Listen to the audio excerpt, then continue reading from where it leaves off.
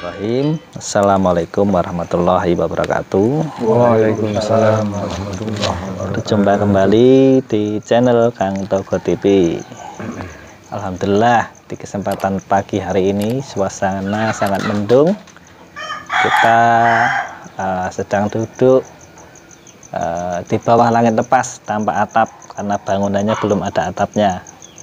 Di sini saya ditemani sama Kang Hafib dari Demak ya, Kang Sodik dari Demak, Pak Dadan dari Magelang. Alhamdulillah nih Pak Dadan belum pulang-pulang dari kemarin ya. Sambil ngopi ngobrol dulu. Bismillahirrahmanirrahim.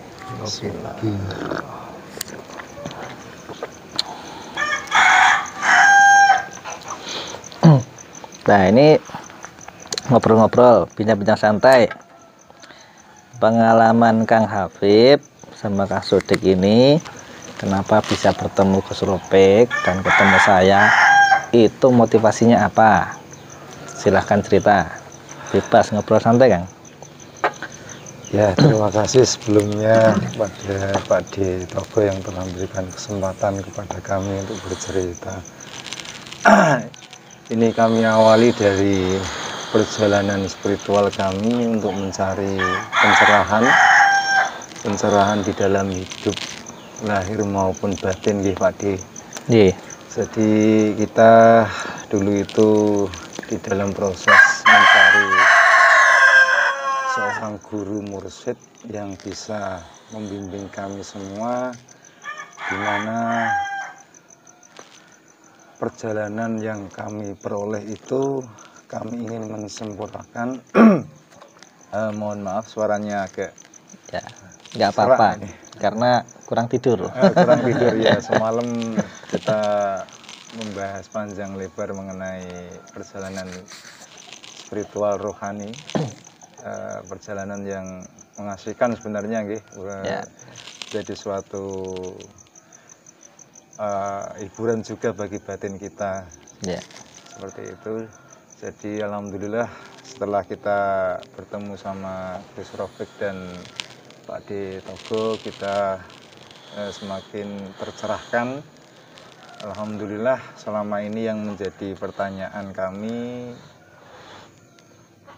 sedikit banyak, bukan sedikit lagi tapi banyak yang sudah terjawab. Nah, kami merasa perlu untuk berterima kasih lahir batin kami karena sudah dibimbing oleh Gus Ropik sama Pak D. Togo. Ya. Sementara ini dari saya. Ya, lanjut aja ya Kang. Yang akan menambah. Lanjut dulu. Semalam kita kan membahas tentang ini ya Kang, tentang nafas ya. Nah, Pak D. Nafas itu sebetulnya itu kalau kita bernapas itu sebetulnya menarik napas itu dari luar atau dari dalam, kan gitu ya. Dan muncullah di dalam pengalaman spiritual rohani Kang Hafib itu bercerita pada saya bahwa nafas itu asalnya menariknya dari dalam ya Kang Hafib ya, bukan dari luar ya. Yang kita rasakan ya, ketika kita dalam keheningan itu nafas tidak lagi dari alam luar tapi dari dalam yang kita hirup, gitu Pak. Ya, memang betul. Karena dulu sebelum kita itu dikatakan manusia yang hidup atau mungkin belum disebut manusia ya, karena sifatnya masih ruh, jadi kan belum disebut manusia. Ketika roh ini masuk di dalam jasad itu disebut dengan nyawa. Lah, tali nyawa adalah nafas. Berarti memang betul nafas itu dari dalam. Pemahaman Kang Hafib ini saya setuju.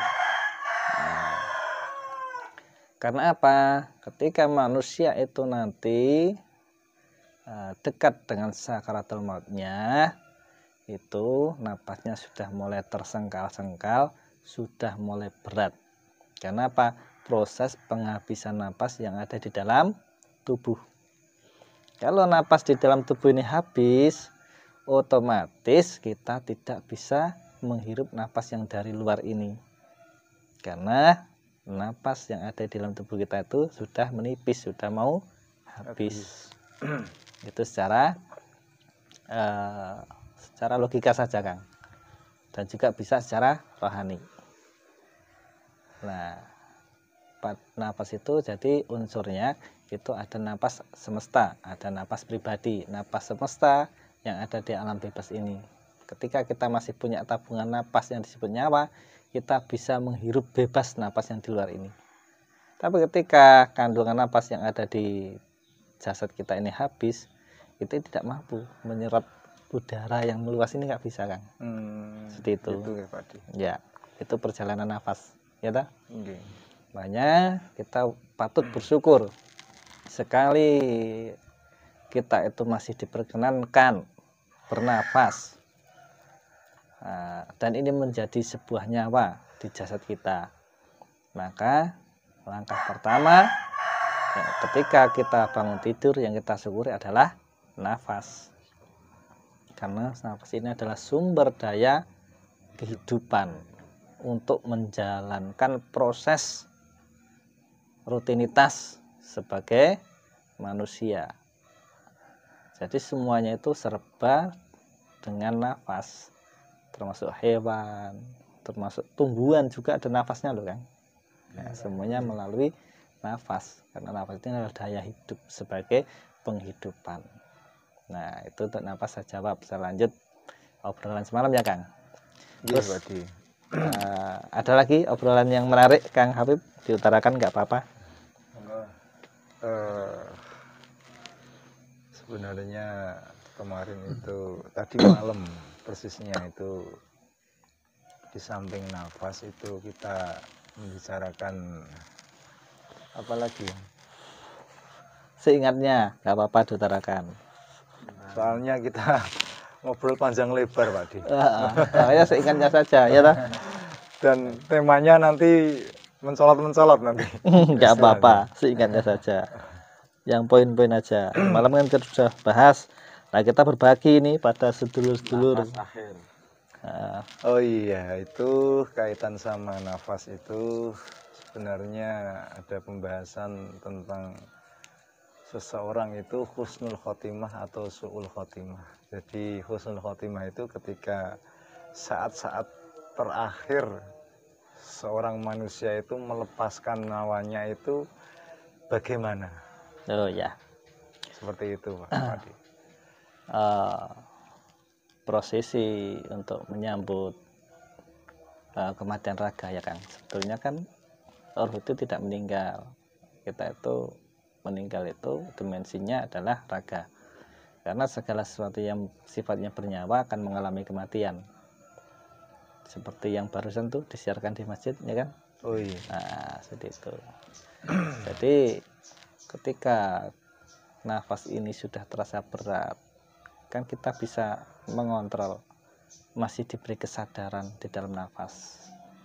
Kecuali kesadaran itu mulai melemah, mulai menghilang, kita ke titik koma. Kalau koma kan sudah nggak sadar. Tapi sebetulnya dimensi ruhnya sadar, kan? Ruh tetap sadar gitu. Tetap sadar, karena saya pernah mengalami koma. Nah, jadi ruh itu tetap sadar, seperti itu. Cuman dimensinya lain. Iya, apa sama dengan sakaratul maut itu, Pak? Hampir mirip. Iya, cuman prosesnya yang agak sedikit berbeda. Kalau orang koma itu masih merasakan hidup seperti hidup. Kita seperti bermain, berjalan-jalan, bertemu orang, kemana saja, kayak gitu loh, Kang. Padahal kita sedang tidur, koma. Berarti ada aktivitas di dalam ya, Pak? Ada aktivitas di dalam, seperti itu. Nah, sementara saya juga pernah mengalami mati suri, ya, waktu dulu masih zaman sekolah. Jadi prosesnya itu nyata, Kang. Cuman saya tidak mau banyak cerita, tapi kita seperti merasakan kehidupan seperti ini, cuman dimensinya lain. Nah, dan saya pernah masuk dimensi kepada perjalanan sakaratul maut. Saya sering menunggu orang yang mau pulang, kan. Ketika napasnya tersengal-sengal, saya mencoba mentalkinnya dengan membisikkan bacaan kalimat Allah paling enggak. Kalau saya tuntun dengan la ilaha illallah kan panjang, nggak bisa. Contohnya ibu mertua saya kemarin kan, itu kan saya tuntun pakai kalimat Allah. Beliau masih bisa mengikuti bahasa saya sampai akhirnya terlelap, nggak sadarkan diri, akhirnya beliau meninggal. Jadi kalau kita untuk mencapai husnul khotimah, kalau kita sudah sadar kita itu sudah tidak lama di alam ini, kita harus sadar Allah kan, kuncinya di situ. Itu ketika kita ambil dari bahasa sakaratul maut itu kan sakaro itu kan mabuk ya kan? Iya. Nah, orang mabuk itu kan berarti akalnya tidak sadar ya? Tidak sadar. Oh, berarti itu ketika kita merasa ada aktivitas itu berarti kita pakai badan latif kan? Yang beraktivitas itu. Badan halus. Badan halus nih. Akalnya tidak sadar, tetapi sebetulnya di dalam sana itu ada kesadaran. Gitu. Iya. Cuman kita tidak paham apa itu kan itu. Nah. Berarti mati suri itu di atas sakratul maut atau bagaimana itu? Ya, hampir-hampir mirip, nggak bisa dikatakan di atas dan di bawah. Itu prosesnya hampir sama. Dan itu pun saya pernah nanyain istri saya kan dulu kan pernah kirat Kang, waktu sebelum anak saya yang kecil ini, itu tidak sadarkan diri waktu dibius itu hampir 2 jam ada. Itu saya tanya itu katanya ngobrol, berbincang-bincang dengan Gus Ropek, padahal itu dibius nggak sadarkan diri. Terus akhirnya Gus Ropek kasih wejangan, kalau kamu pengen kembali, pengen sadar, baca Allah. Akhirnya istri saya betul membaca Allah, terus mulai merasakan organ tubuhnya kembali sadar, bangkit. Sosok yang menemui kita itu di alam bawah sadar kita, alam yang menggunakan jisim latif itu, jisim badan halus itu orang yang ada tali batin sama kita atau bagaimana? Iya, itu? Pembimbing. Pembimbing. Makanya di sini mursyid itu penting. Bagi orang yang berjalan di ilmu tasawuf itu pentingnya pembimbing itu seperti itu. Jadi bisa mengarahkan. Itu sama dengan teman saya ketika beliau mau meninggal, kan dituntun sama mursyid. Dituntun, diarahkan, bahkan beliau mursyid itu tahu nanti ini jam segini nanti nggak ada, tahu. Nah, itu kan kalau kita pakai akal kan nggak masuk akal. Di logika juga nggak masuk. Tapi faktanya, kenyataannya seperti itu. Iya. Itu kalau orang punya mursyid, otomatis tali batinnya sama mursyidnya. Kalau nggak punya apa, termasuk orang tua itu kan yang menemui kita. Orang tua. Orang tua. Makanya ketika kerabat kita ada yang mendahului kita, pasti kan contohnya nggak jauh-jauh lah ibu kita atau bapak kita ya. Ketika beliau berpulang, pasti ditemui oleh nenek kita atau mungkin kakek kita, seperti diajak. Gitu. Kan di Jawa kan sering seperti itu. Ketika sakaratul maut memanggil ibunya, ibu atau simbok kan gitu dah. Nah seperti itu. Tersampingnya dengan dua orang tua, seperti itu. Cuman bedanya kalau kita mempunyai mursyid itu, karena mursyid itu diberi cahaya keilmuan, menuntunnya bisa lebih tepat, sempurna. Kalau orang tua hanya sekemampuannya, itu tuh kan. Berarti si sayang orang tua masih melekat pada kita ya? Masih, seperti itu. Coba kita teliti, orang-orang yang terdahulu kalau meninggal, pasti malah nyebutnya pasti orang tua, nggak tahu manggil ibunya atau bapaknya, kan seperti itu. Nah, kalau kita melalui mursyid, bima mursyid, kita kembali ke Allah, diarahkan untuk menyebut asma Allah. Makanya kalau orang Jawa mengatakan Gusti Allah Katon itu adalah orang tua kita. Ya. Karena Allah itu kasih sayang lebih orang tua gitu. Nah, seperti itu. Nah, itu ya untuk berproses untuk husnul khotimah itu harus dilatih dari sekarang kan. Kita harus perlu latihan. Iya, kita harus selalu berlatih ketika kita mau tidur, kita harus menyebut asma Allah. Karena di dalam tidur ini kita juga nanti mabuk loh Kang, nggak sadarkan diri loh. Kita Lupa. sudah kehilangan kesadaran loh. Sadaran. Ya kalau nanti bisa bangun setelah tidur.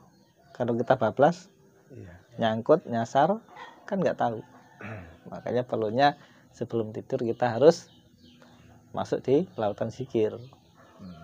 Ketika bangun tidur pun kita membuka kesadaran dengan zikir. Nah, jadi itu inti sari sholat itu ya di zikir itu kan.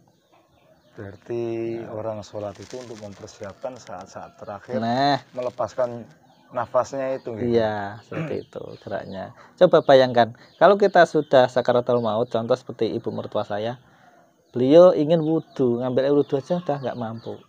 Mau duduk pun sudah tidak mampu. Akhirnya saya arahkan, Mbok, Allah itu maha tahu.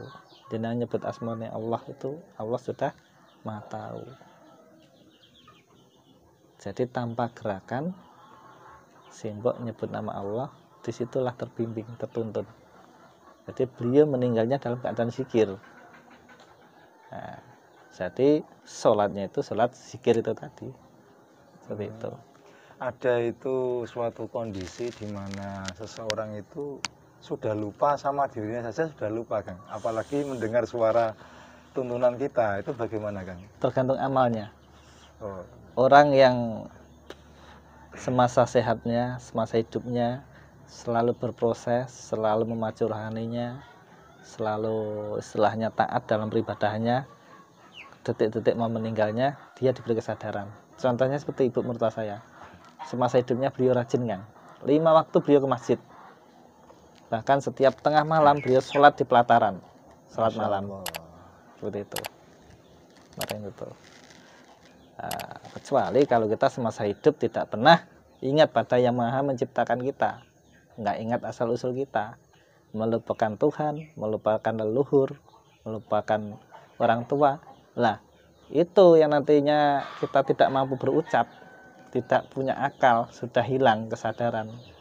Nah itulah nanti kita berproses lagi, kita menghadapi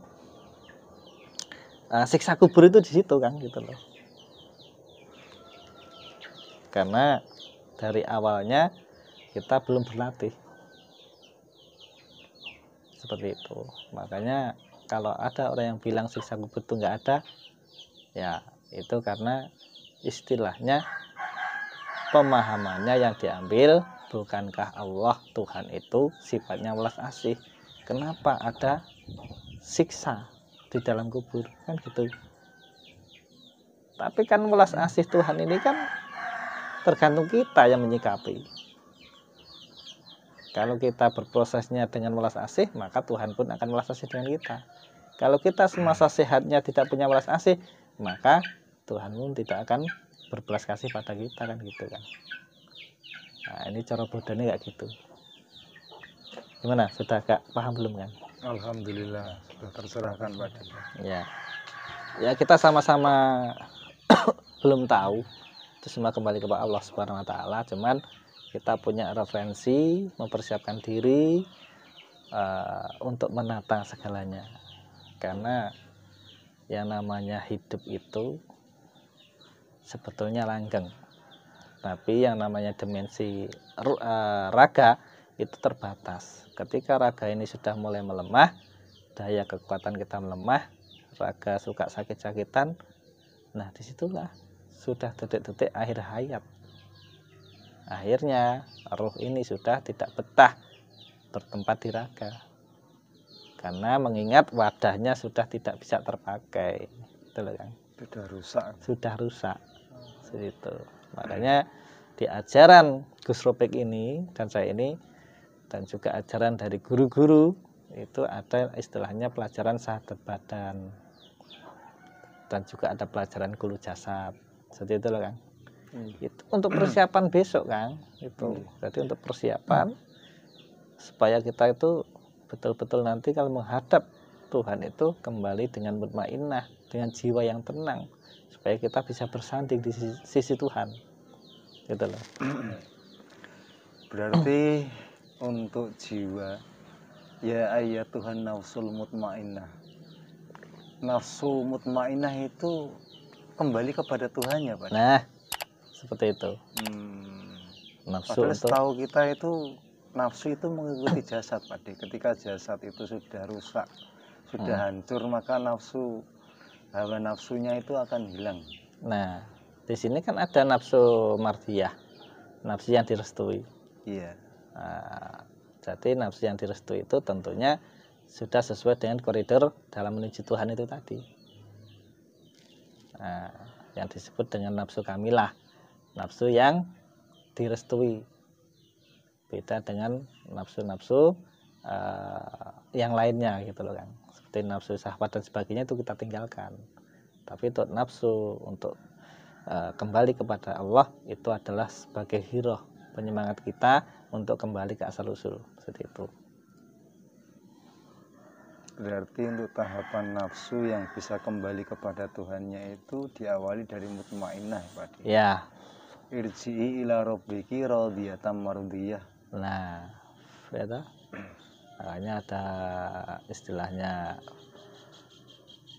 nafsu itu ada nafsu yang direstui, ada juga nafsu yang mengikuti jasad. Karena nafsu yang mengikuti jasad ya ketika kita mau meninggal, kita masih ingat dengan harta benda kita ingat dengan anak istri kita. Nah, disitulah nanti bisa menjadi hijab bagi sang ruh ini di dalam proses meninggalkan jasad. Karena masih penasaran dengan keadaan duniawi. Seperti itu loh Kang. Akhirnya terpaksa proses dalam meninggalnya. Makanya banyak tahu orang yang meninggal nyampe mohon maaf sampai mendengkur keras, lama prosesnya, kadang sudah lap kembali lagi, udah lap kembali lagi, kayak gitu loh kan. Itu kan berproses. Masih ada yang mengganjal ya Pak? Masih ada yang mengganjal, belum bisa mengikhlaskan. Nah, makanya kalau orang Jawa setiap ada kerabat keluarga kita yang meninggal, mungkin itu pasti dikumpulkan, sanak famili, saudaranya, anak-anaknya, kan dikumpulkan, disuruh itu mengikhlaskan. Aslinya daya kebumiannya yang besar ya. Nah, daya kebumiannya itu masih melekat, seperti itu. Nah, itu untuk sakaratul maut seperti itu. Makanya kita diajarkan sama beliau Gus Robek, sadarlah Tuhan dalam keadaan apa saja. Jadi dalam setiap napas itu kalau bisa mulai dari sekarang dilatih selalu membuka kesadaran akan Tuhan di mana saja, sedang apa, kapan saja, kan gitu. Nanti kalau sudah terlatih otomatis dengan sendirinya tanpa kita berpikir sudah jalan otomatis. Berarti dengan kesadaran itu dalam arti itu nafsu bisa tercerahkan. Nah, seperti itu. Kita mendapat cahaya keilmuan dari setiap lafaz-lafaz yang kita lisankan. Akhirnya cahaya itu masuk dalam kalbu menjadi sebuah rutinitas. Otomatis lah seperti itu. Jadi sudah tidak perlu mengucapkan lewat lisan, tapi di sini sudah jalan. Gitu loh. Ini perlu dilatih. Paling enggak ya 10 menit, 20 menit, setengah jam. Itu harus dilatih terus kan. Seperti itu. Nah, ada lagi yang ditanyakan ya? Ini saya menjawab sesuai dengan pengalaman yang diajarkan guru dan juga pengalaman saya pribadi kan gitu kan. Karena kalau berjalan di Padepokan Sufi Gus Robek dan saya ini banyak laku spiritualnya kan. Jadi kita bukan hanya berteori, berkonsep, tapi kita betul-betul menjalankan sebuah laku ritual di dalam menempa diri untuk ngasah jiwa. Hanya di sini ada zikir pagi hari, siang hari, sore hari, malam hari. Ada jam-jam khusus untuk berzikir secara lisan. Tapi zikir kalbu itu setiap keluar masuk nafas. Seperti itu. Tapi kan harus dilatih dulu. Dengan rutinitas pagi, siang, sore, malam hari itu untuk mengasah, melatih dulu supaya kalbu ini hidup gitu loh kan. Jadi kita menghidupkan mesin rohani bahasanya gitu kan. Seperti itu. Nah, Kang Sudik ada yang ditanyakan untuk Kang Dadan? Ya, saya cukup diwakilkan. Iya. Ini kita membahas sakaratul maut ya Kang. Mau kita nanti bakal ke sana, iya dah? Iya. Semua bakal ke sana. Iya, cepat atau lambat Menunggu mati ya Kang. Nah. Semua manusia.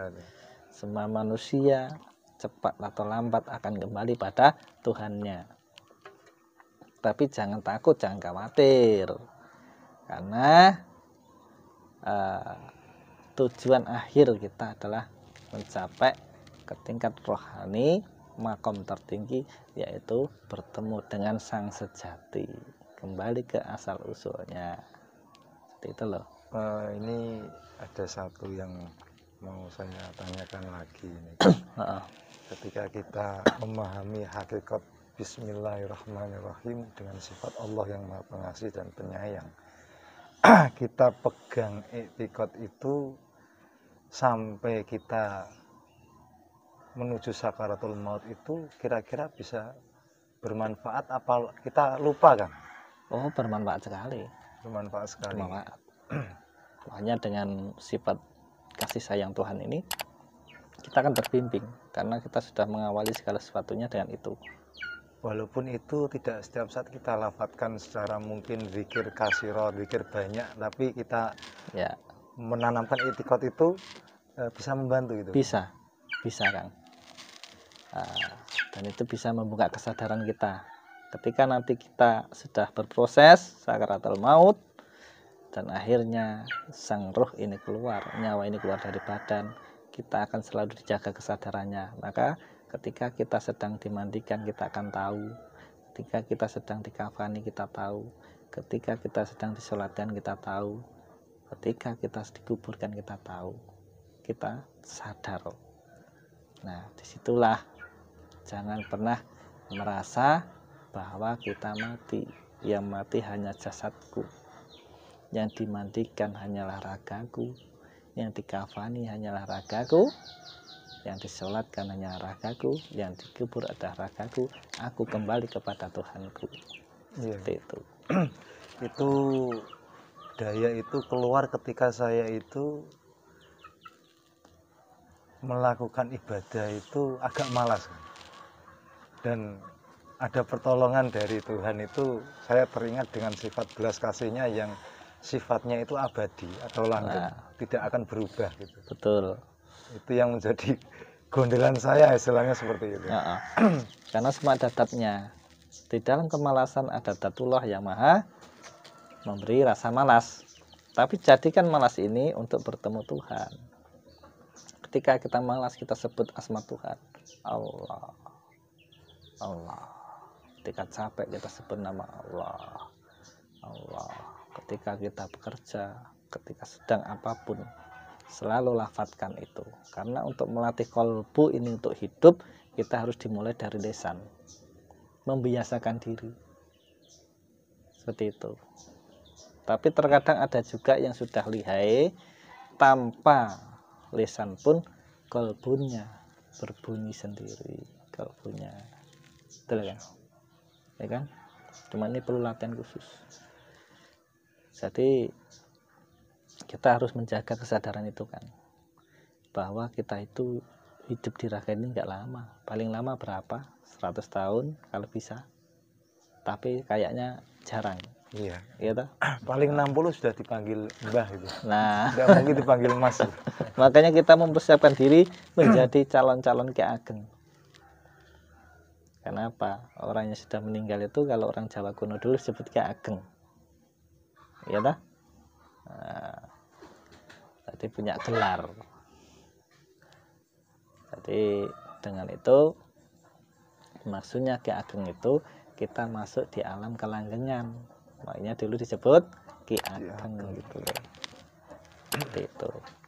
Nah, untuk alam-alam sesudah raga ini pembahasan detail nanti bisa langsung dibahas melalui lagu spiritual kita di dalam Ngasah Jiwa.